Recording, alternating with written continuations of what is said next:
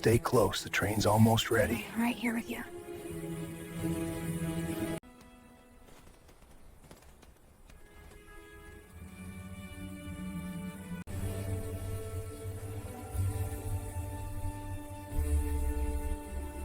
Winter of 1887. The blizzard howled through Wyoming territory like a banshee's cry, claiming lives and breaking hearts. At the lonesome train station in Cheyenne, a woman sat frozen on a wooden bench, her breath forming white clouds in the bitter air. She clutched a small leather bag containing everything she owned: $3, a faded photograph, and a heart full of dreams that seemed as cold as the night itself.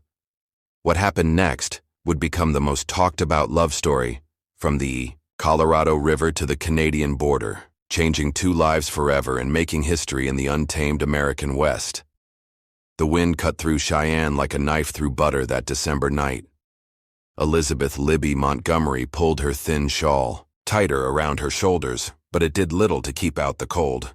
Her fingers had gone numb hours ago, and her lips were turning blue. The last train east had left 3 hours past, and the next wouldn't come until morning, if the storm didn't block the tracks. Libby had been a nurse back in Philadelphia, working in the charity hospital where she'd learned to tend wounds, deliver babies, and comfort the dying. But when the scandal broke, when Dr. Harrison tried to force himself on her and she'd fought back, breaking his nose with a bedpan, nobody would believe her word against his. The hospital dismissed her, and word spread through the medical community like wildfire. No respectable hospital would hire her, so she'd taken what little money she had and bought a train ticket west, hoping to find work in one of the mining towns where they were desperate for anyone with medical knowledge. But her money had run out in Cheyenne, and the boarding house had turned her away when she couldn't pay for another night. Now she sat on this hard bench, watching her breath fog in the air, wondering if she'd freeze to death before dawn. Her small leather medical bag sat beside her, the only thing of value she owned, containing her surgical tools, medicines, and the few certificates that proved her training. The sound of horse hooves on frozen ground made her look up. Through the swirling snow, she saw a figure approaching on horseback. The man was large, wearing a heavy coat and wide-brimmed hat, pulled low against the wind. As he drew closer, she could see his horse was a magnificent black stallion, and the man's clothes, though practical, were of fine quality. He dismounted and tied his horse to the hitching post, then walked toward the station. His boots were expensive. Leather, she noticed, and he moved with the confident stride of a man accustomed to having his way. When he pushed through the station door, a gust of wind and snow followed him inside. "Evening, miss," he said, touching the brim of his hat. His voice was deep and warm, with the slight drawl of someone who'd spent time in Texas. "Mighty cold night to be sitting out here alone." Libby tried to speak, but her teeth were chattering too hard. She managed a small nod. The man studied her with concerned eyes. He was perhaps 30 years old, with dark hair and a mustache, and despite the rough weather, he was clean-shaven and well-groomed. His face was weathered from years in the sun, but his eyes were kind. "Name's Jackson Jack Thornton," he said, pulling off his gloves. "I own the Double T Ranch about 20 miles north of here. Been in town on business and was heading home. When I saw you through the window." He noticed her medical bag and the way she was dressed. Her clothes were quality but worn, and she had the bearing of an educated woman despite her obvious poverty. "Are you a doctor, miss?" he asked gently. "Nee, nurse," Libby managed to say through chattering teeth. "Elizabeth Montgomery, from Philadelphia." Jack's eyes widened. A trained nurse was rarer than gold in Wyoming territory. Most towns were lucky to have a barber who could pull teeth and set bones. "Miss Montgomery, you're going to freeze to death if you stay here much longer," he said, his voice filled with concern. "The storm's getting worse, and this station isn't heated. Please let me take you somewhere warm." Libby looked at him with a mixture of hope and wariness. She'd learned not to trust men too easily, but she was desperate. And something about this Jack Thornton seemed different from the men she'd known back east. There was a gentleness in his manner despite his obvious strength. I don't have money for a hotel," she admitted, her voice barely above a whisper. "That's not your concern right now," Jack said firmly. "Getting you warm and fed is what matters." We can sort out the rest later. He shrugged out of his heavy coat and wrapped it around her shoulders. The warmth of it, still carrying his body heat, made her gasp with relief. The coat smelled of leather, horses, and something else, perhaps pine soap. "Can you walk?" he asked. Libby tried to stand, but her legs were too stiff from the cold. Without hesitation, Jack scooped her up in his arms, her medical bag included. She was light as a feather, he thought, and trembling like a leaf in a windstorm. "The hotel's just across the street," he said, carrying her toward the door. "We'll get you warmed up and fed, and then you can tell me what brings a trained nurse to Wyoming territory in the middle of winter." As they stepped out into the storm, Libby found herself pressed against Jack's chest, his strong arms holding her securely. For the first time in months, she felt safe.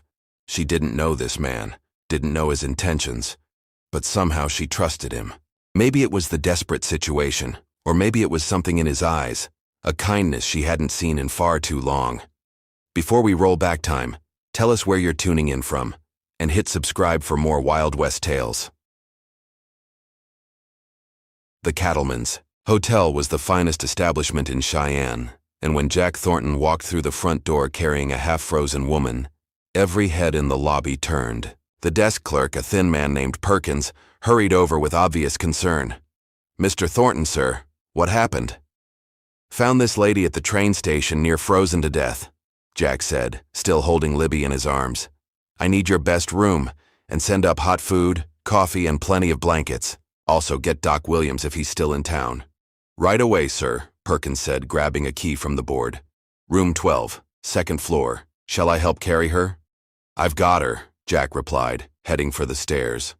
Libby was aware of the stairs, and whispers as Jack carried her through the hotel, but she was too cold and exhausted to care about her reputation.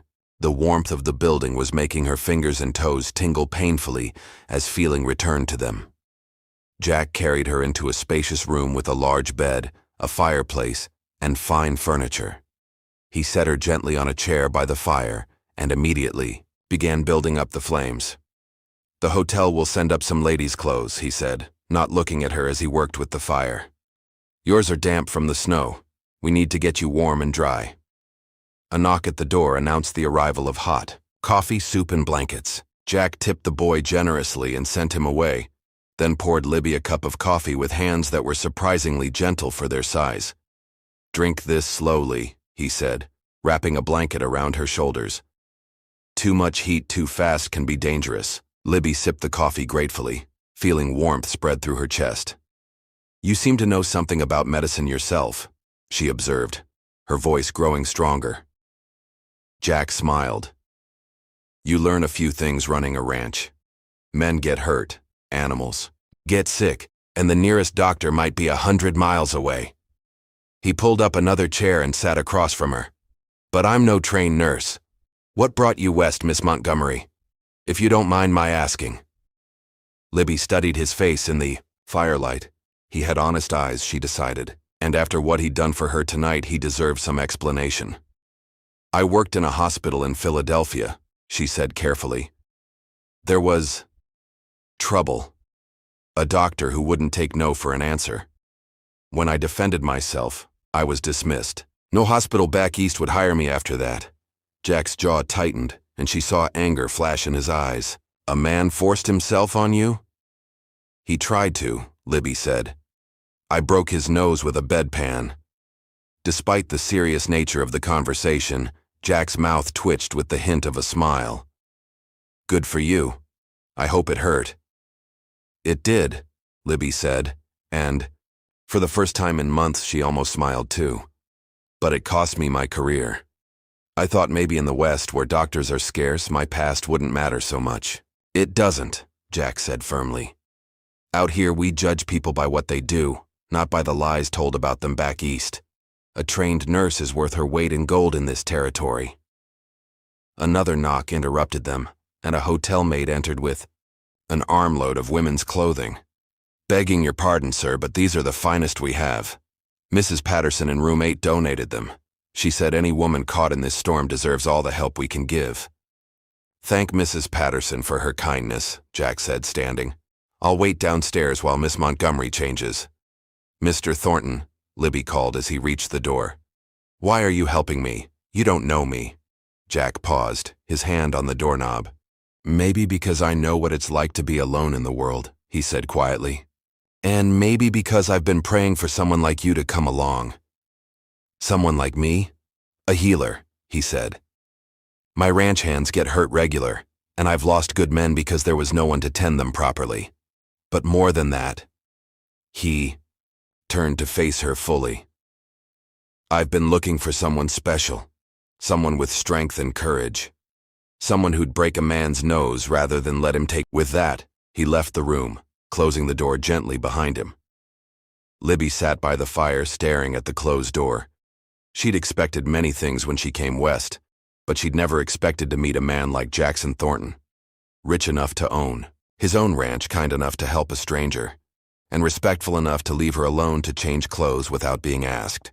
She looked at the clothes the maid had brought, a simple but well-made dress of blue wool, undergarments, stockings, and even a pair of boots that looked like they might fit. As she changed out of her damp, travel-stained clothes, she couldn't help but wonder what tomorrow would bring. For the first time since leaving Philadelphia, she felt a spark of hope. Libby woke to sunlight streaming through the hotel window and the distant sound of voices from the street below. The storm had passed, leaving the world covered in pristine white snow. She'd slept better than she had in weeks, warm and safe for the first time since leaving Philadelphia. A soft knock at the door made her sit up. "Miss Montgomery? It's Jack Thornton." "Just a moment," she called, quickly braiding her long brown hair and smoothing the borrowed dress. When she opened the door, she found Jack standing in the hallway with a breakfast tray. "Morning," he said with a smile that made her heart skip. "Thought you might be hungry. How are you feeling?" "Much better, thank you," she said, stepping aside to let him enter. "Mr. Thornton, I don't know how to repay your kindness." "Jack," he corrected, setting the tray on the small table by the window. "And you don't owe me anything, though I was hoping we might talk about your plans." They sat across from each other, as Libby ate the hearty breakfast of eggs, bacon, biscuits, and jam. The food was delicious, and she realized how long it had been since she'd had a proper meal. "I don't have many plans," she admitted.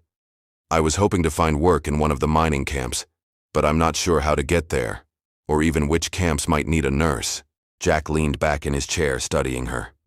"Mining camps are rough places for a woman alone. Dangerous, too. Most of those men haven't seen a decent woman in months, and they don't always remember their manners." "I can take care of myself," Libby said with quiet determination.